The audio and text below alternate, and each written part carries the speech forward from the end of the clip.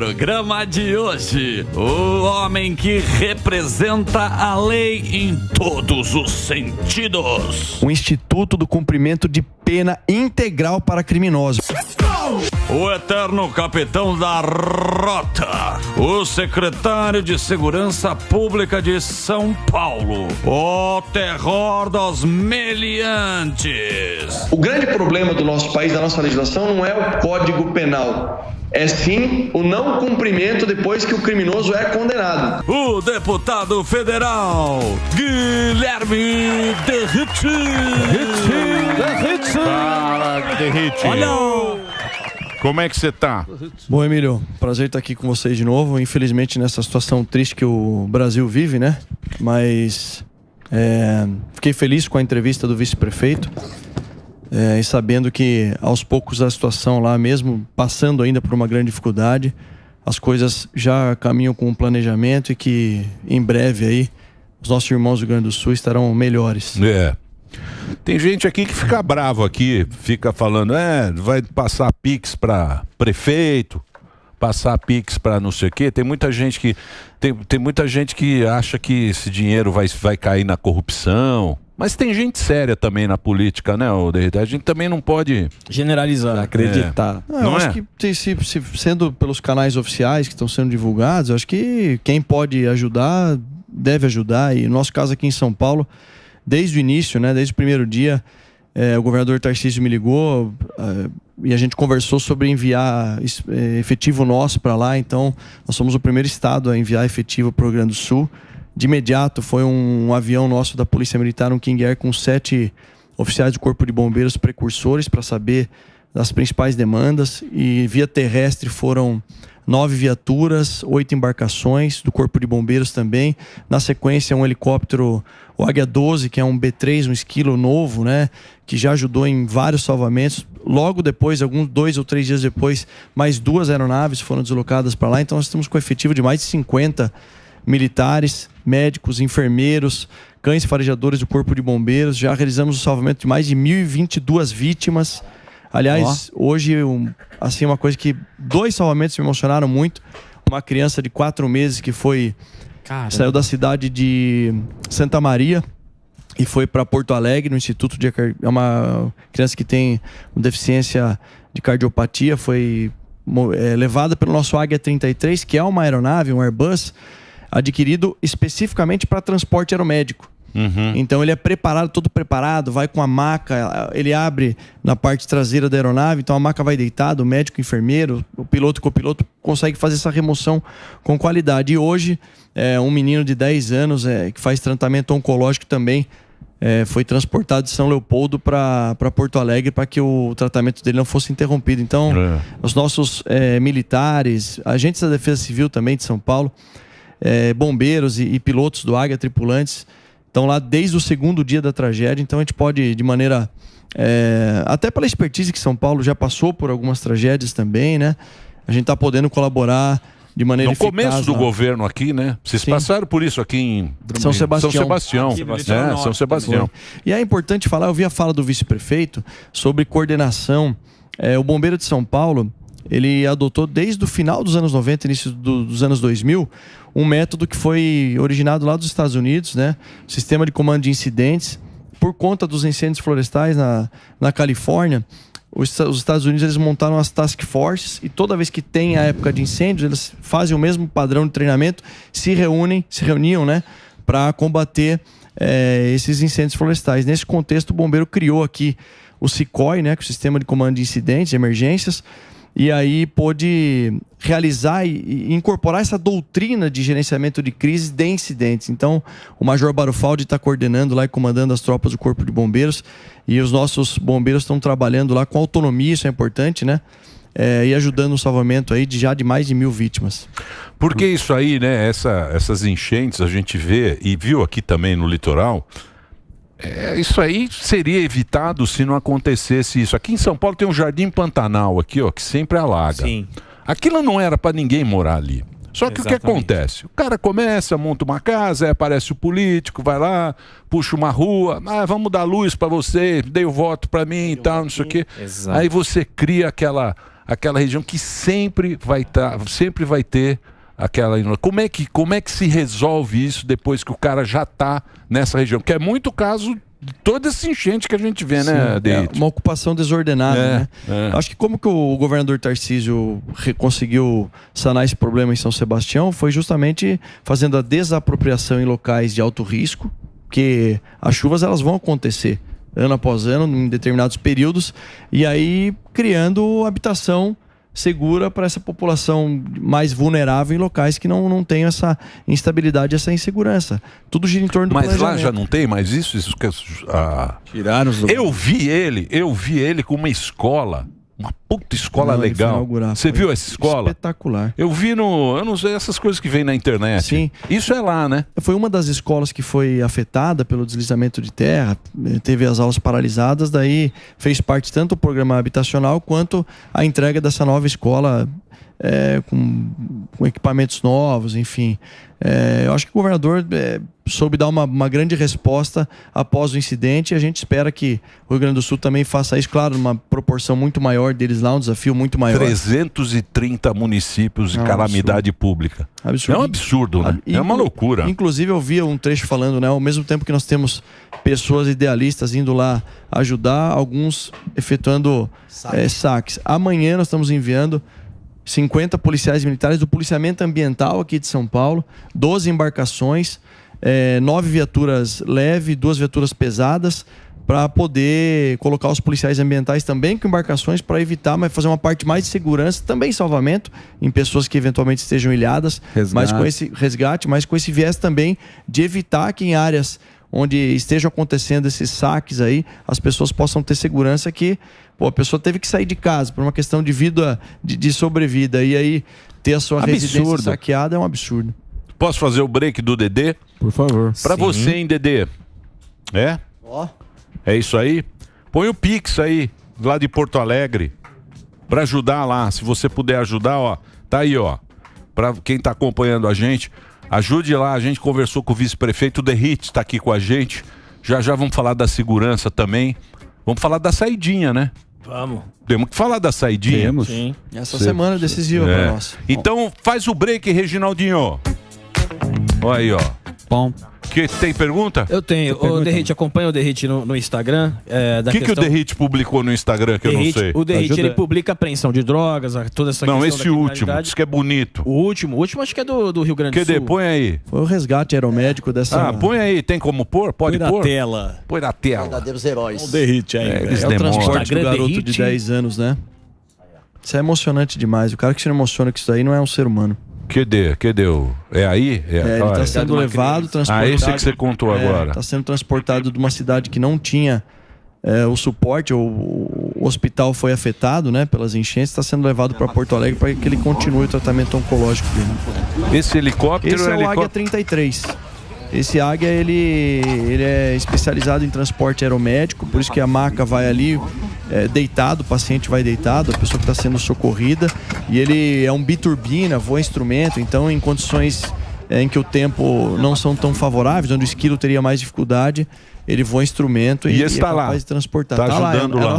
As nossas 3 melhores aeronaves estão lá em Porto Alegre, aliás, lá no Rio Grande do Sul, ajudando no desastre, sem comprometer o trabalho nós temos 31... E você entrou nessa, né? A polícia militar, ela tem esse espírito, né? Porque tem os bombeiros, né? Tem essa ajuda humanitária, né? Isso faz parte do esquema, né, o Derrit? E nesse momento, acho que é um momento de união. Até é importante a gente falar sobre uma campanha de arrecadação que as polícias estão fazendo. Então a DEATUR, que é a Delegacia Especializada em Turismo, da doutora Fernanda Herbella, está arrecadando alimentos nas delegacias, no aeroporto de Congonhas, Guarulhos, Viracopos, e a Polícia Militar colocou como ponto de arrecadação de mantimentos, de materiais, o quartel da Rota, por ser fácil localização ao lado do metrô, e a gente repassa tudo isso para o Fundo Social do Estado de São Paulo. Então, tá todo mundo aqui ajudando e, enfim, além dos policiais, dos bombeiros que estão lá no Rio Grande do Sul, trabalhando incansavelmente. Aí são alguns resgates que estão sendo mostrados aí, realizados pelas nossas aeronaves, pelas equipes do Comando de Aviação da Polícia Militar. Ô, Derrite, falando aqui de São Paulo, o que eu ia perguntar para você é que você postou no Instagram os números da produtividade de São Paulo esse ano, né? Que são mais de 162 mil infratores presos, 252 toneladas de drogas apreendidas, 40 mil veículos recuperados e cerca de 10 mil armas ilegais. Aí você termina, onde você fez um desabafo, você termina o post falando que enquanto não tivermos a legislação eficiente, o que seria a legislação eficiente, Derrite? O que a gente vê no Brasil não sei se vocês lembram, é fácil entender, aquela porta giratória que alguns hotéis ainda possuem. O sistema de justiça criminal no Brasil é um sistema de porta giratória, onde a polícia, infelizmente, muitas vezes acaba enxugando gelo, e não estou fazendo crítica nenhuma ao Poder Judiciário, não, é legislação, é falta de segurança jurídica para aquele criminoso que comete um delito, ele seja responsabilizado por isso, pague pelo crime que ele cometeu, em especial aqueles criminosos que pertencem a organizações criminosas. Não é aceitável em um país civilizado do mundo, que tem uma democracia enraizada, que um criminoso que pertence à organização criminosa, ele realiza um tráfico internacional de drogas e cumpre um período pequeno de prisão após um longo trabalho de investigação por parte das forças policiais. E essas estatísticas são referentes ao ano de 2023, né? Onde nós batemos todos os recordes de produtividade policial. Boa. E o mais importante não está aí. Acompanhado desse recorde de produtividade policial, foi o ano em que houve o menor número de homicídios da história do estado de São Paulo. O estado de São Paulo voltou a ser o estado com o menor número por 100 mil habitantes. Voltamos a superar Santa Catarina com um número inferior a muitos estados dos Estados Unidos, inclusive. E você estava falando da parte da saidinha, né? Que a gente ia tocar nesse assunto. Sim. Você acredita na reabilitação? Porque soltaram o Nardoni com esse recurso, né? Deram esse argumento. E aí você vê o cara que tem um bom comportamento, supostamente ele não vai cumprir a pena inteira. O que você acha? No projeto de lei, que na verdade se tornou a lei aprovada, né? Agora com esse trecho que a gente precisa derrubar o veto do presidente da República, são 3 coisas importantes, né? Primeiro, você aumenta a possibilidade de uso de tornozeleira eletrônica em outros regimes de cumprimento de pena, regime aberto, por exemplo. Só em São Paulo são 198 mil ou 200 mil indivíduos cumprindo pena em regime fechado e mais de 300 mil no estado de São Paulo cumprindo pena no regime aberto. Mapeia o bandido, né? Exatamente, possibilita usar a tornozeleira para o regime aberto. E a gente vai dificultar a progressão de regime de cumprimento de pena. Esse é o objetivo. Por quê? Porque exige para progredir de regime apenas bom comportamento. O que é bom comportamento? Então, e o líder de organização criminosa, ou aquele que pertence, ele sempre vai ter um bom comportamento no sistema prisional. O que nós estamos colocando? O projeto foi aprovado já. Isso já foi aprovado e não foi vetado. Exige o retorno obrigatório do exame criminológico para a progressão de regime. O que é isso?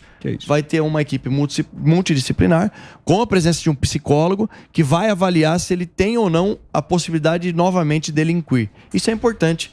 Por quê? Porque ele vai apontar, olha, esse cara aí não tem recuperação, então ele não tem direito a progredir de regime. Ou seja, não pode passar do regime fechado para o semiaberto, do semiaberto para o fechado. Secretário, lá atrás não deram muita força e muito valor para a criação de uma facção criminosa e a gente viu o que virou. Muito se diz do racha e o surgimento do PCP, que é o primeiro comando paulista e tal, uma nova facção. A inteligência da polícia já está conectada, já está com a anteninha ligada sobre isso? O que a inteligência pode falar sobre o surgimento de uma nova facção aqui em São Paulo? Não, Fuzil, a gente pode falar muito pouco, porque são informações ainda preliminares, né? Mas o que existe mesmo é que as lideranças do PCC, eles estão em litígio, se assim a gente pode colocar aqui, por conta da grande asfixia financeira que a gente vem realizando. O trabalho da polícia, da polícia. Algumas matérias até foram veiculadas dizendo que o preço da maconha prensada está subindo muito pela falta de demanda. Né? Ô Sami, aula de economia, né? O Zuzu tá bravo. Eu compro direto. Playboy é maconheiro. Tá revoltado. Eu compro direto com os Playboy maconheiro aqui da Vila Madalena. O Emílio tem mais barata lá. Ele traz da Califórnia. Quando a mulher vai pra Suíça, ela traz 1 quilo. Tá bom. tô ligado. Mas esse tô ligado, viu, Derrite? Esse racha entre eles é fruto do trabalho nosso aí, da Polícia Civil, da Polícia Militar, do duro golpe aí, enfrentamento real que nós estamos fazendo aqui no combate ao crime organizado. Várias lideranças foram presas, importantes lideranças que realizavam a lavagem do dinheiro do tráfico internacional, exemplo da Karen, que foi presa e num trabalho muito bacana do DENTER 6, né, da Polícia Civil, e assim a gente vai continuar. Algumas operações foram realizadas em parceria com o Ministério Público, a última foi sobre o transporte municipal aqui, envolvendo lavagem do dinheiro do PCC, e assim a gente vai continuar. E o que depender da gente é que eles tenham, que eles se sintam realmente desestabilizados, porque a gente quer devolver a paz do Estado de São Paulo. Ô Derrite, uma questão que eu queria levantar aqui, não sei se já falou em algum lugar a respeito, que é sobre a prisão do motorista do Porsche que acabou tirando a vida do motorista de Uber. E a pergunta que muita gente tem feito é por que os policiais não fizeram o bafômetro, deixaram ele ir embora? Não, ali foi importantíssima essa pergunta, Morgado. Por quê? Porque houve uma falha procedimental dos policiais militares, uma sindicância foi instaurada para apurar a conduta dos policiais. Na análise das câmeras corporais dos policiais, o que restou nessa sindicância, aparentemente, pelo que eu conversei com o comando da PM, é que os policiais que começam a veicular, não, será que porque o cara tinha dinheiro, houve corrupção? Não houve nenhum tipo de... A câmera tem áudio também. Tem, mostra. E, na verdade, foi uma falha dos policiais, uma policial nova, até que acreditou que a mãe do indivíduo lá, do assassino da Porsche, conduziria ele até o distrito policial, porque ia levar ele para um médico específico. Isso não poderia ter acontecido. Houve uma falha da parte dela, que vai ser Playboy, né? Playboy, né? Mamãe assim, foi ajudar? E ele a mamãe foi lá? Os policiais acreditaram inocentemente que a mãe realmente levaria ele pro médico e depois levaria até o Tava com dor de cabeça. Onde a Alcon estava... Não, já foi preso. Ele foi entregue. Ele se apresentou ontem. O trabalho da Polícia Civil em todo momento foi no sentido de solicitar a prisão dele. Por 2 vezes a prisão foi negada. Na 3ª vez a Justiça acatou o pedido de prisão do delegado de polícia que conduziu esse inquérito policial. Agora... nos resta investir mais no treinamento dos policiais para que eles possam reduzir esses erros cometidos, mas não houve por parte dos policiais, no que restou apurado lá, nenhuma falha de conduta de índole moral ali, de querer ajudar. Pelo contrário, uma falha em acreditar na mãe do indivíduo que tirou ele da cena do crime. E como que é o trabalho da polícia para fazer? Porque assim, que nem o Emílio falou, a opinião pública sempre coloca assim: só liberou porque era um cara de um Porsche, porque tinha dinheiro, porque era um playboy. Porque se fosse um outro tiozinho dirigindo uma areia, se fosse o contrário, inclusive, não teria esse alívio, né? E como que a polícia trabalha nessa imagem que muitas vezes acaba passando por situações como essa? Não, isso é muito ruim para a imagem institucional da Polícia Militar, nesse caso. Porque, de fato... a gente até entende como natural as pessoas falarem dessa maneira, né? Agora, o mais importante é, primeiro, a instauração da sindicância para apurar a conduta dos policiais e, eventualmente, a punição deles se restar comprovada a falha procedimental. E, no segundo ponto, a Polícia Civil solicitando a prisão dele por 3 oportunidades e o indivíduo preso. Hoje ele está no CDP. Acho que passa hoje pela audiência de custódia. Inclusive, a gente espera, eu como cidadão, não como secretário, espero que ele permaneça preso. A melhor maneira é dar uma resposta técnica após esse erro por parte dos policiais. Ô Derrite, deixa eu falar um negócio com você aqui, que é o seguinte, que é uma coisa que eu não consigo, acho que a população tem que ir embora, que você está olhando? Não, tô tranquilo. Quer ir embora? Bebendo água. Tem aí, pô. De inglês. Para fazer. É um negócio que a gente não consegue entender. Por exemplo, a segurança. Eu acho que é o ponto principal do Brasil, é a segurança. Concordo. É o que as pessoas mais querem, é sair na rua e não ter essa preocupação. Sim. Então você tem o cara que vai em cana, certo? Foi lá e prendeu o cara, ele foi para cadeia. O princípio é reeducar esse cidadão que está na cadeia. Ele está tutelado pelo Estado, ou seja, o Estado é responsável por aquilo. Quando o cara sai da rua e vai para a cadeia, é o Estado que cuida dele. Aí o Estado vem com um discurso bonito de ressocializar, essa pataquada toda, que é uma coisa meio antiga. Sim. Tá. Vem o negócio da saidinha, que seria o primeiro passo. Exatamente. Primeiro passo, a gente sabe que não vai resolver. Tá, né? vai amenizar. Isso, vai resolver, mas é o primeiro passo, é falar, opa... É um atenuante. Aí o legislador vai lá, vota, vai e volta, e entra uma grana, e vai ter um negócio, e cara, fica um empurrando pro outro, empurrando com a barriga, e não sei também para onde vai isso. Só que ao mesmo tempo, a gente vê que vocês fizeram um trabalho aqui que a imprensa desce o pau em vocês. Se você olhar lá o que fala do Derrite, desce o pau em você, no governador aqui, no Tarcísio e tal, mas vocês foram lá e enfrentaram os caras lá em Guarujá, Baixada, lá na terra do... Na Baixada, e não sei o que, saiu lá, fez todo aquele esquema. E a popularidade do governador nunca foi tão alta, talvez por aquilo, por enfrentar os bandidos, que vocês foram lá enfrentar os bandidos. Só que a gente vê o legislador, nesse aspecto, meio ficar... sabonetando. Por que o cara não olhou e falou, não, é isso aqui que o povo quer? O povo está querendo segurança, o povo quer enfrentar o PCC, quer enfrentar os bandidos. Por que o legislador lá de Brasília não está vendo isso? Então, Emílio, a gente tem que... Aqui em São Paulo, e o governador Tarcísio tem consciência da responsabilidade que ele tem. Nós temos aqui, né?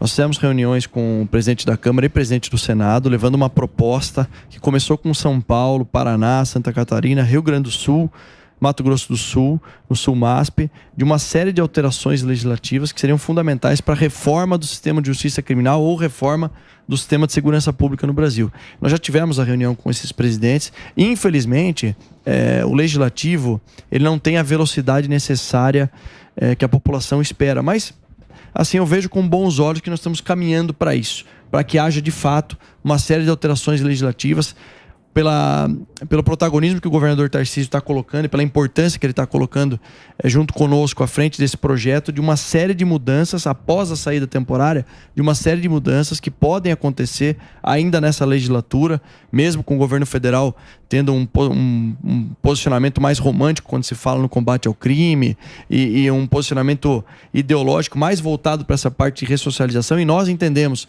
que o primeiro ponto, quando um criminoso comete um crime, é proteger a sociedade, por isso que ele está indo para a prisão, para que ele fique fora do convívio social. E num segundo momento, aí sim a gente pode discutir a ressocialização, até porque a gente espera, primeiro, que ele pague pelo crime que ele cometeu, de preferência integralmente ainda, a pena que ele foi condenado, e não com 1/6 da pena, como é a legislação. E essa é uma das propostas de alterações do período de cumprimento de pena. E, nesse contexto, ele volte para a sociedade para não ressocializar de fato. E qual é a melhor maneira? Através do trabalho, que ele aprenda um ofício, enfim. Mas eu vejo que, de fato, o legislativo não acompanha a necessidade da população nessa área da segurança pública, mas nós assumimos esse papel aí dessa articulação com o Congresso, até porque eu pertenço à Câmara dos Deputados, né? Você voltou lá, né? Não, eu voltei só para relatar a saidinha e no dia seguinte já estava aqui. Mas eu mantenho uma conexão. Amanhã tem reunião de secretários de segurança pública de todo o Brasil em Brasília. Eu vou passar na Câmara de novo. O que vai dar essa saidinha? Eu acho que a gente vai derrubar o veto. Estou bem otimista com relação a isso, até porque o deputado vai ter que colocar digital dele lá na hora de votar, né? Então sai saber quem é quem. Exatamente. Então a população que sempre nos ajudou nesse contexto, eu peço a todos vocês que façam uma boa pressão em cada parlamentar, nos deputados federais, porque na quinta-feira, às 10 horas da manhã, o Congresso Nacional, numa sessão conjunta, vai analisar uma série de vetos do presidente da República, entre eles o veto 8 de 2024, que trata da saída temporária de presos. Nós precisamos derrubar esse veto para iniciar, como a Emílio falou aqui, um processo de mudança na legislação para a proteção da sociedade e o fim da impunidade no Brasil. Como ficou aquele subterfúgio da saidinha, que estava previsto que se o cara estivesse estudando, ele podia sair e que podia abrir um leque para ter uma saidinha, mesmo sendo aprovada? Isso foi aprovado no Senado, numa emenda do senador Sérgio Moro, e eu fiz uma pesquisa aqui, dá cerca de 1% dos presos que cumprem pena no regime semiaberto estão abarcados ali naquele contexto. Hoje Mas no que consiste isso? A liberação da saidinha, ela vai acabar, só vai ter uma saída para quem vai fazer um curso profissionalizante ou ensino superior. e ele só durante o período do curso. Ou seja, os 35 mil presos que cumprem pena no regime semiaberto, eles poderiam sair para estudar. Na verdade, ele já sai durante o dia e é obrigado a voltar para o sistema prisional para dormir. Ao invés de voltar às 19 horas para o sistema prisional, ele vai para a faculdade dele ou para o curso profissionalizante. Acabou às 10h30, às 11 horas, obrigatoriamente ele tem que voltar para o sistema prisional. E quais criminosos que podem ser abarcados por essa situação? Aqueles que não cometeram crimes hediondos, crimes com emprego de violência ou grave ameaça. Então é um número muito reduzido desses 35 mil que podem, e dentro desse número é um número muito reduzido que acaba solicitando. Então a gente entendeu que até é uma ferramenta aí que pode ajudar o cara a procurar a se especializar, a estudar, e que ele volte para a sociedade numa condição melhor que ele entrou.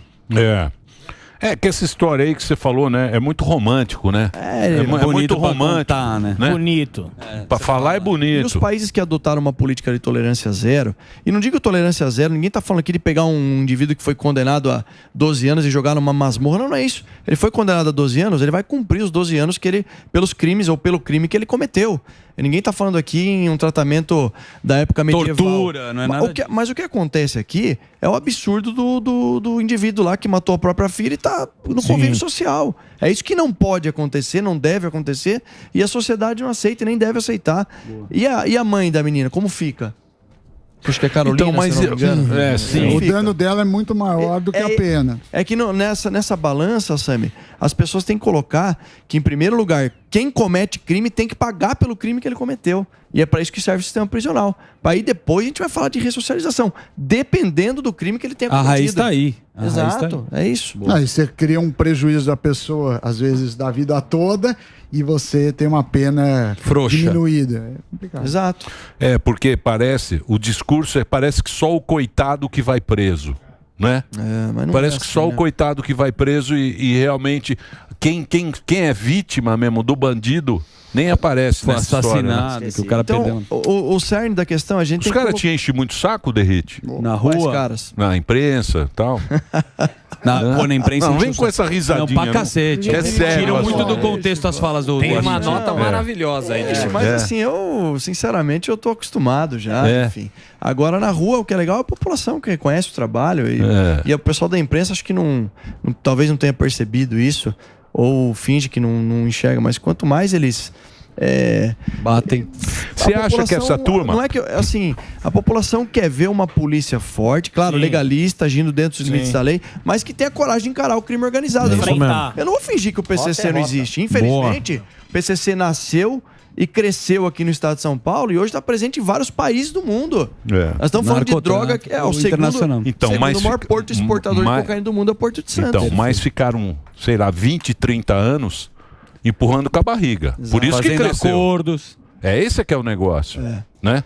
Porque a bandidagem, ela vai tomando conta, né?